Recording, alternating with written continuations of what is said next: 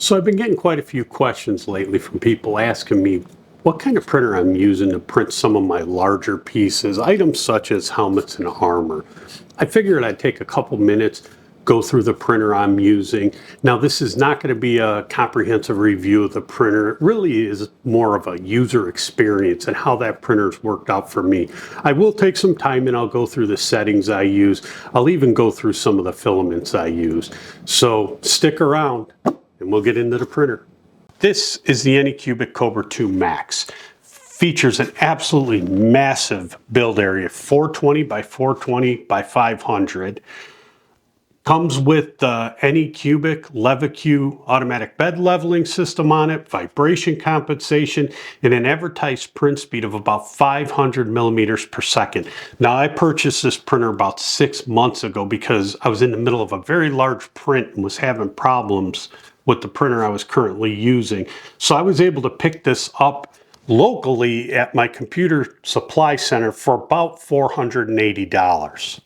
So specifications aside, the question we're all really interested in is, does it print fast and how good does it print? So when I judge the quality of a print coming off a printer, I probably do it a little bit different than other people out there. I very rarely showcase unfinished prints. I do a lot of big prints and use automotive type finishes on them. So the real test for me is if this printer will produce a print that is not going to add another step to that process. Am I going to be able to do the same sanding, wet sanding, and painting process without adding more time?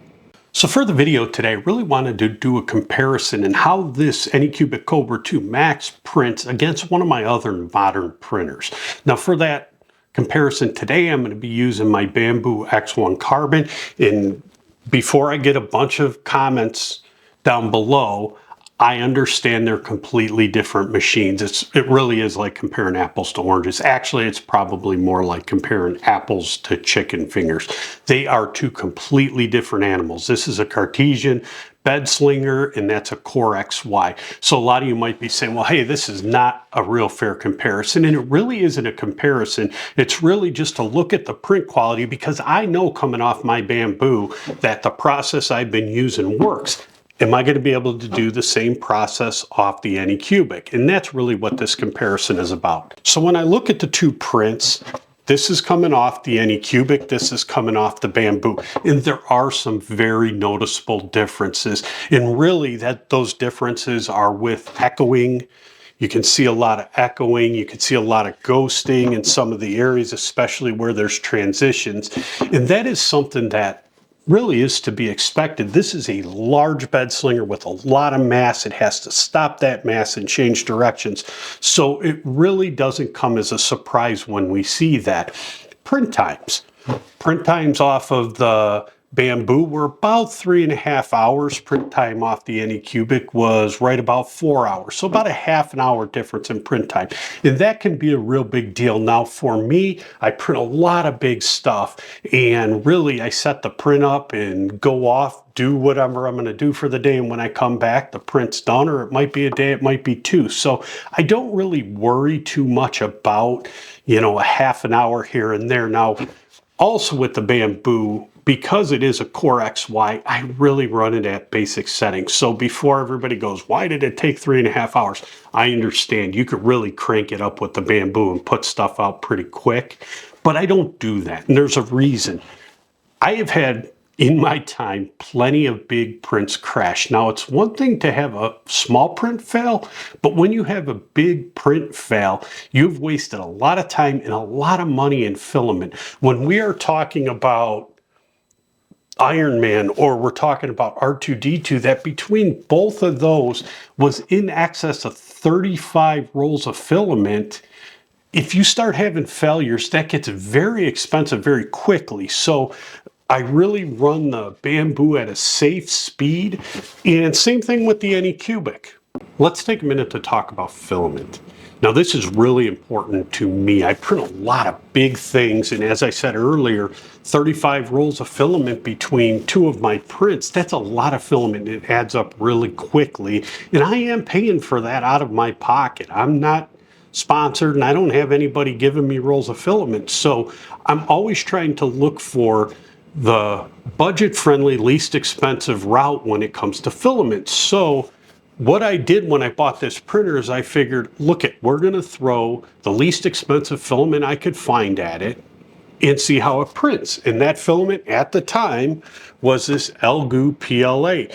I think I paid about $11.99 a roll, bought it in a 4-pack, and it printed outstanding. So I'm sure a lot of you are curious about my print settings and what I'm using. Well, from the time I got this printer till now, I haven't changed my print settings. I still just go into the Anycubic slicer, set the setting to 0.2 millimeter normal, select the Anycubic PLA, regardless of what kind of PLA I'm using, and I print. I haven't had to change a single setting. As a matter of fact, I only ran the bed leveling the very first time I set the printer up. I've never run it since. As you can see, there's a lot of things that I do like about this printer, but is it the perfect printer? Well, no. We need to talk about the downsides of the printer. I think the biggest downside to this printer is its massive footprint it takes up. Now, when you are buying this printer and you're going to be putting it in a space, you really do have to think about where you're going to put it. There's over 37 inches, 930 millimeters of travel front to rear that you're going to need clearance. So whatever you put it on is probably going to be away from the wall, and you got to have enough room out front that it can move. Also, side to side with a spool on it, it's over 35 inches, so 890 millimeters of clearance you're going to need from side to side and 29 millimeters from top to bottom. Now, I know it might not sound like a real big deal, but as this printer's moving, there's a lot of mass, and that mass is shaking the printer quite a bit. So if you are planning on doing something like a print farm and have a shelf with multiple printers on it, this is probably not going to be a good candidate to be on that shelf with the other printer. One of the things that's really frustrated me about this printer is how the filament is routed. I've had a lot of problems with it. It comes with an included bracket filament spool holder, and as you can see, you put the filament on, it goes through your filament runout detector and through your PTFE tube. The problem is this gantry is so high that it pulls some filament off the spool, and when you go to start the next print and it goes down, it has a tendency to want to wrap that filament back around the shaft of the spool holder, causing it to hang up and causing your print to fail. And that has happened to me several times. Now, how I've combated that is pretty much just flip the spool over. Now, I haven't had a problem since I've started flipping the spool over and letting it feed from the bottom. But you shouldn't have to do that. There should be a better setup, because as you can see, I am putting the filament in a bit of a bind. So one of the other things that's really frustrated me about this printer is this filament runout detector. It does work, it does pause the printer.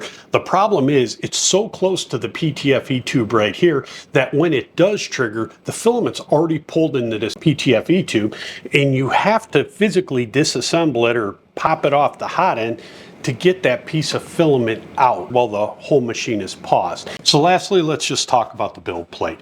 Comes with a magnetic PEI build plate.